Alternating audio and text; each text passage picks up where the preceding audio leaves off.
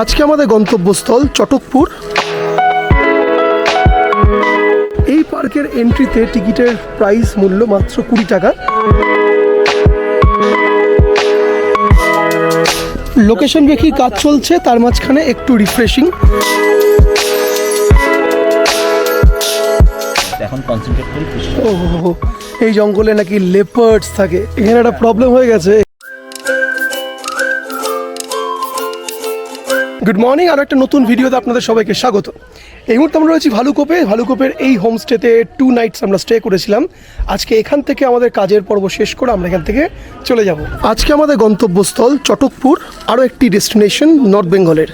চটকপুর তো ভাই না, চটকপুকুর, ভায়া লামাটা চটকপুর। আচ্ছা, ড্রাইভার দাদার সাথে কথা বলে জানলাম রাস্তার অবস্থা কিন্তু খুব একটা ভালো না, ঠিক এরকমই অফ রোডিং রাস্তাঘাট। তাই 65 কিলোমিটার আমরা লামাটা বলে একটা জায়গা আছে, ওটা একটা সাইট সিন করতে করতে যাব। 4 ঘন্টা তো মিনিমাম লাগবেই, মানে সারাটা দিন। সকাল বাজে 10টা, 11টা, 12টা, 1টা, 2টো, মাঝখানে লামাটাতে স্টে করব। 3টে, 3:30টার মধ্যে এক্সপেক্টেড পৌঁছে যাওয়া।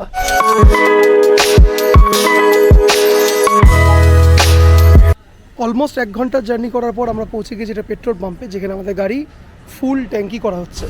সমতল থেকে অলমোস্ট 6000 ফিট ওপরে আছি কালিম্পংয়ের পেট্রোল পাম্পে। আর বিশ্বাস করুন, এখানে কলকাতার মতনই গরম। কী গরম লাগছে, জ্যাকেট ট্যাকেট সব খুলে জাস্ট গেঞ্জি পরে ঘুরে বেড়াচ্ছি। পৌঁছালাম আমাদের ডেস্টিনেশন লামাহাট ইকো পার্ক। এই হচ্ছে লামাহাট পুরো ইকো পার্কটি। আমাদের গাড়িটা ঠিক সামনে দাঁড়িয়ে আছে, আর এটা হচ্ছে টিকিট কাউন্টার। এই পার্কের এন্ট্রিতে টিকিটের প্রাইস মূল্য মাত্র 20 টাকা। এবং পার্কটি কিন্তু বেশ সময় কাটানোর জন্য দুর্দান্ত একটা জায়গা। জাস্ট চতুর্দিকের দৃশ্যটি দেখো, চতুর্দিকে পাহাড় আর একদম কিন্তু অভয়ারণ্য। এবং এই পার্কের একদম তুমি যদি ট্রেক করে যদি ওপরে একদম ওপরে যদি যাও, তুমি ওপরে একটা সুন্দর লেক পাবে। এই লেকে আমি আগে একবার গেছি, এবারে আমি আর গেলাম না। এখানে প্রচুর ফুল, খুব সুন্দর পার্কটি মেনটেন করা। আর সবচেয়ে ইন্টারেস্টিং বিষয় হচ্ছিল এই পার্কটির মধ্যে, এখানে নাকি মানে রাতের দিকে এই জঙ্গলের মধ্যে চিতুয়া, মানে এখানে লোকাল যে চিতাবাঘ যেদেরকে বলা হয়, লেপার্ডস যেদেরকে বলা হয়, সেগুলো থাকে। এবং রাতের দিকে এই পার্কটি বন্ধ হয়ে যায় এবং প্রায়শই এখানে চিতাবাঘ কিন্তু মানে ট্রেস হয়।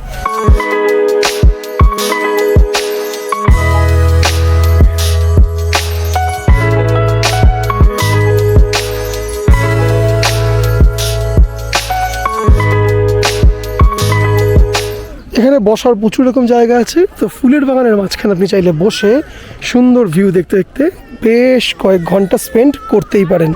লোকেশন দেখি কাজ চলছে, তার মাঝখানে একটু রিফ্রেশিং। তো স্যার, লোকেশন রেখে তো কাজ চলছে, তো কী কী জিনিস অবজার্ভ করছে একটা লোকেশনে গিয়ে? লোকেশনে গিয়ে প্রথমে যেটা দেখতে হয় সেটা হচ্ছে সেই লোকেশনটার কতটা জায়গা রয়েছে। সেখানে আমি একটা ক্যামেরাকে কীভাবে সেট করব, আমি সেখানে প্রপার লাইট কীভাবে। আচ্ছা, তোমার কি কাজ হয়ে গেছে? তুমি ফুচকা খাওয়ার জন্য লাইন দিয়েছো? বা ফুচকা এখানে খুব ইন্টারেস্টিং লাগলো ফুচকাটা দেখে, যেন মনে হলো ফুচকাটা একবার খাই, এই জন্য ফুচকাটা খাচ্ছি। তো অনেক কিছু জিনিস আছে যেগুলো লোকেশানে গিয়ে দেখতে হয়, সেগুলো খুব ইম্পর্টেন্ট। লোকেশান রেকের একটা পার্ট। রিয়েল সেটে যখন আমি কাজ করব আর যখন আমি ফ্লোরে কাজ করব, দুটোর মধ্যে একটা পার্থক্য হয়। তাই রিয়েল সেটে অনেক কিছু জিনিস দেখতে হয়। তো এখন কনসেন্ট্রেট করি ফুচকা। দিদি ফুচকা।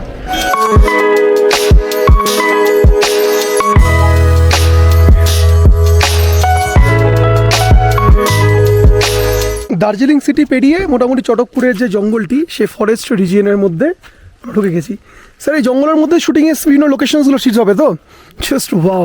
এখানে একটা ছোট্ট চেক পয়েন্ট রয়েছে, যেখানে নাম নথিভুক্ত করা হয় যে সমস্ত গাড়ির লোকজনরা আসে। এখানে আই কার্ড স্যারের নেওয়া হচ্ছে। তো বিষয়টা হচ্ছিল এইসব জঙ্গলে ভাইয়া আবার চিতুয়া চিতুয়া লেপার্ডস রেতে না? ও হো, এই জঙ্গলে নাকি লেপার্ডস থাকে। সো স্বাভাবিক, মানে লেপার্ডসদেরই জায়গা যেখানে মানুষজন এসে বসবাস করছে। গাড়ি নাম্বার জাস্ট ডেন্স ফরেস্ট, একদম ডেন্স ফরেস্ট একদম পুরো। এখানে নিলাম টিকিট। এবার টিকিটের দাম সম্বন্ধে বলে দিই। এখানে লেখা আছে 120, বাট এটা কিন্তু আগেকার, এখন দাম হয়ে গেছে মাথা পিছু 150 করে। আর প্রতি গাড়ি পিছু হচ্ছে 480 টাকা করে এন্ট্রি ফি। মানে আপনার পার হেড আপনাকে 150 টাকা দিতে হবে এবং গাড়ি পিছু 450 টাকা দিতে হবে এই জঙ্গলে এন্ট্রি করার সময়। এবং টিকিটটা হারালে চলবে না, যখন আপনি ফিরবেন এই টিকিটটা দেখিয়েই আপনাকে এখান থেকে রিটার্ন করতে হবে। এটা কিন্তু একদম ডেন্স ফরেস্ট, টুরিস্টদের প্রচুর গাড়ি এখানে যাতায়াত করছে। এখানে একটা প্রবলেম হয়ে গেছে, এখানে এতটা হাইকে কিন্তু অফ রোডিং করতে পারছে না গাড়িগুলো। তো একটা গাড়ি আমাদের ওখানে অলরেডি আটকে গেছে, আর একটা গাড়ি আমাদের এখানে এখনও দাঁড়িয়ে রয়েছে। কী হবে we don't know, let's see.